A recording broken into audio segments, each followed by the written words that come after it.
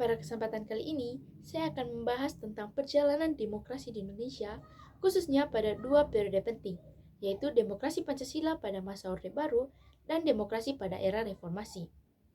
Nah, yang pertama, saya akan membahas demokrasi Pancasila pada Orde Baru pada tahun 1966 sampai 1998. Nah, teman-teman, Orde Baru adalah periode kepemimpinan di bawah Presiden Soeharto setelah jatuhnya Orde Lama. Demokrasi yang diterapkan masih disebut demokrasi Pancasila, tetapi dalam praktiknya lebih bersifat otoriter dan sentralistis. Nah, beberapa ciri utama demokrasi pada masa Orde Baru ini, yang pertama, kekuasaan berpusat pada presiden, di mana Soeharto memiliki kontrol penuh atas pemerintahan, militer, dan partai politik. Yang kedua, militer memiliki peran besar dalam politik atau duwi fungsi ABRI. ABRI atau sekarang TNI tidak hanya berperan dalam pertahanan negara, tetapi juga dalam pemerintahan dan politik. Yang ketiga, partai politik dibatasi. Hanya ada 3 partai besar, yaitu Golkar yang selalu menang dalam pemilu, PPP, dan PDI. Nah, pemilu pun sering dianggap tidak demokratis. Yang keempat, kebebasan berpendapat terbatas. Nah, hal ini menyebabkan kritik terhadap pemerintahan dapat berujung pada penangkapan, sensor media sangat ketat, dan organisasi mahasiswa itu dibatasi. Nah, yang kelima, stabilitas dan pertumbuhan ekonomi pemerintah berhasil mencapai pertumbuhan ekonomi yang tinggi, tetapi sering terjadinya korupsi, kolusi, dan nepotisme atau KKN yang merajalela. Nah, gerakan reformasi muncul di akhir Orde Baru.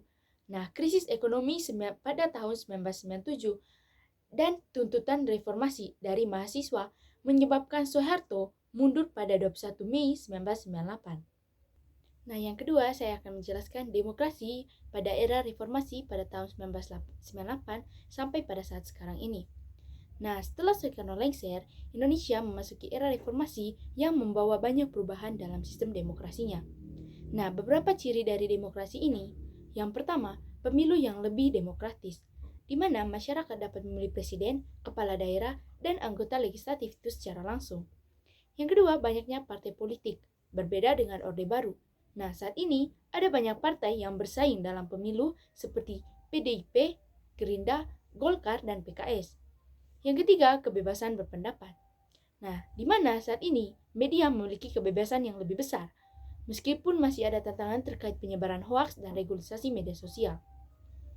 Yang keempat, desentralisasi dan otonomi daerah, di mana pemerintah daerah memiliki kewenangan lebih besar dalam mengelola wilayahnya. Yang kelima, tantangan baru, di mana korupsi dan politik uang, meskipun lebih demokratis, masih ada banyak kasus korupsi, politik dinasti, dan praktik politik uang yang menjadi tantangan besar bagi demokrasi di Indonesia.